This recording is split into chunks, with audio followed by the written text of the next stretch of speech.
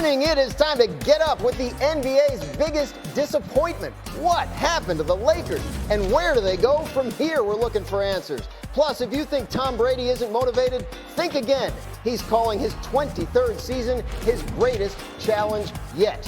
And the fact that Tiger Woods is even walking Augusta National seems incredible. Could he actually win the Masters?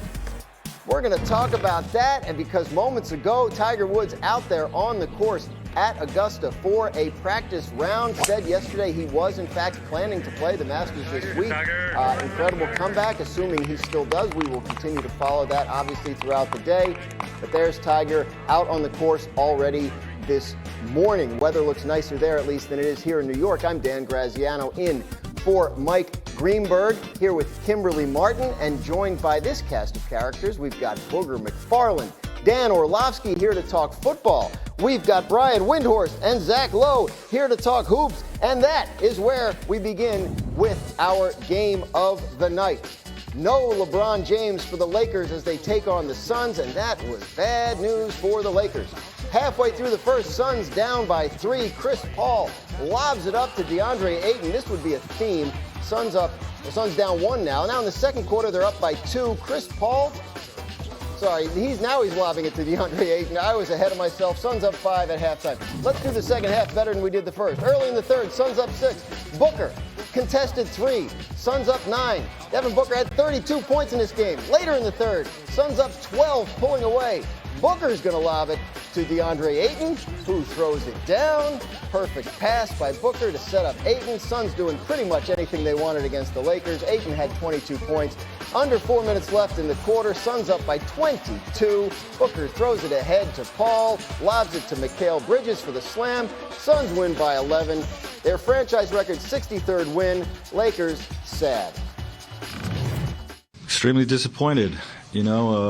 Disappointed for our fan base, disappointed for the Buss family, who gave us all this opportunity, and we want to play our part in bringing success to Laker basketball, and we fell short. It's obviously disappointing on many levels, but ain't much you can do about it at this point. I truly think that we could have done something special. Brian and myself, mainly me, were healthy for the entire season. So with the Lakers eliminated, the Pelicans and the Spurs are now locked into the play-in along with the Clippers. The Nuggets can avoid the play-in with a Timberwolves loss or by winning one of their 2 remaining home games. So Denver looking good to try and avoid that play-in. They're all making their playoff plans, and the Lakers are making plans for the off season. So Brian Windhorst, given the expectations that they carried into this year, can you put into context how disappointing this Lakers season was? Well, there is a huge disappointment for the Lakers, for sure. It's catastrophic for them. I mean, from ownership to general manager to the players, you heard just Anthony Davis say it, they felt this was a championship team.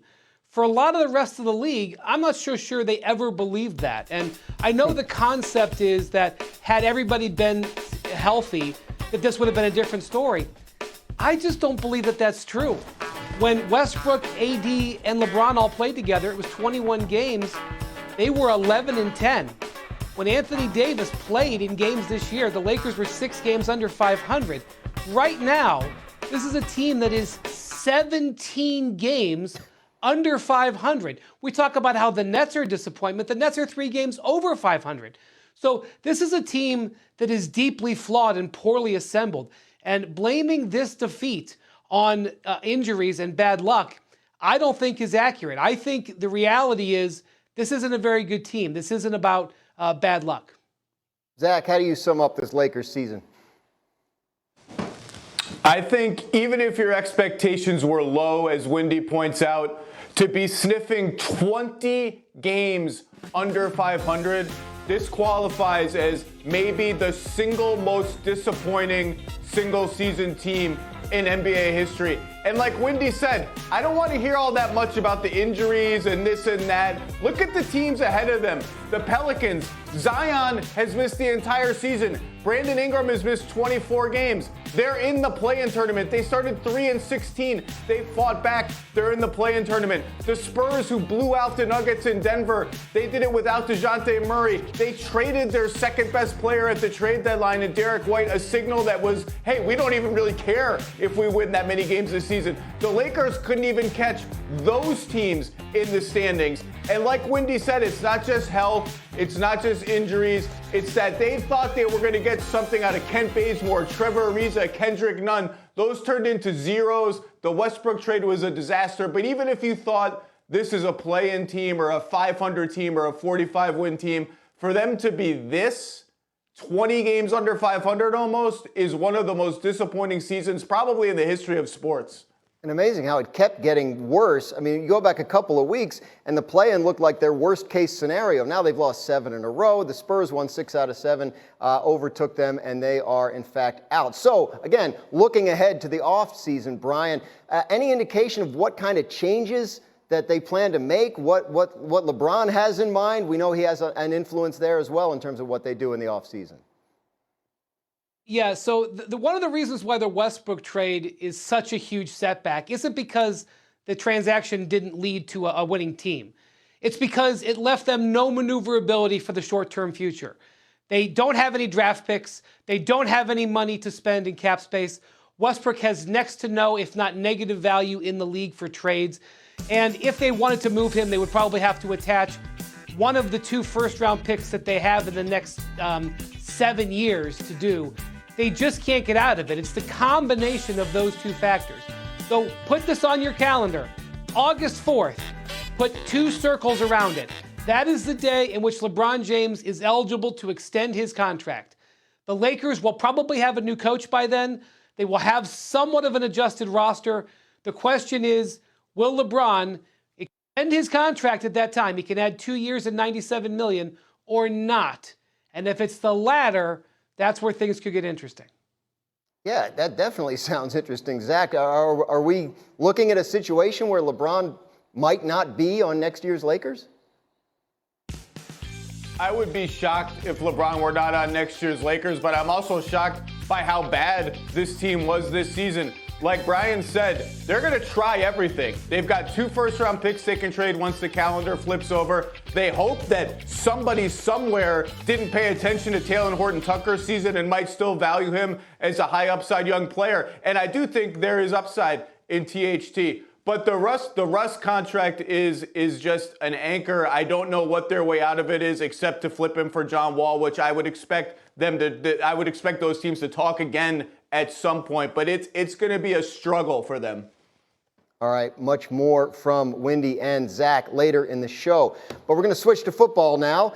This coming season will be Tom Brady's 23rd year in the NFL. He will turn 45 in August. Yet he led the league in passing last season, so obviously age not showing. Brady back for a 23rd season, holding himself to an even higher standard in 2022. Take a look at what he told People magazine. He said, "I want to go out there and have my best year yet. They know that once I said yes, meaning coming back from retirement, there's no turning back, and I've got to commit every bit of mental toughness I have to be in this with them until the end of the season. I'm excited for it. It'll be my greatest challenge yet." So that's a lot of words from Tom Brady, who has he says the right thing. He sometimes talks in cliches. But when you talk about, best season yet for Tom Brady, I mean, what does that look like? Is that something that's possible? Yeah, because it's Tom Brady. I mean, when you think of what he's able to do over the 400 years that he's been playing, you have to put him in the early MVP category just because he is Tom Brady, because we've seen him do it. Now, the Bucs roster looks different. It's got guys are aging at different positions. They still have to add some pieces, defensive tackle, guard. But if you look at this team and think this is a team that can win a Super Bowl, do I think they're the favorite to win in the NFC? No, I think that honor goes to the Rams. But if you think the Bucs can win a Super Bowl, Brady is the piece to get you there. And he threw for 1,200 more yards than the MVP winner last year. So if this is a team that can get you a Super Bowl, he can easily get you an MVP. Orlovsky, what do you think about Brady and the MVP race in 2022? I think it's unlikely. I think if Tom wins MVP next year, it's probably one of his greatest achievements ever. I don't even think he's going to have his best season as a Buck. You know, Kimberly just hit on it a little bit. This is a very different offense than we expected Tom to play in really through the majority of the season last year. They're lesser on the offensive line. Chris Godwin is not going to be healthy fully till November, December. And they don't have Rob Gronkowski under contract right now. And Gronk's the big part of that. So individually, no. I don't see that Tom Brady can go out there and have his best season yet. But I think Tom is kind of referencing what Tom's about, the team goal. Do I think that this team is a Super Bowl contender?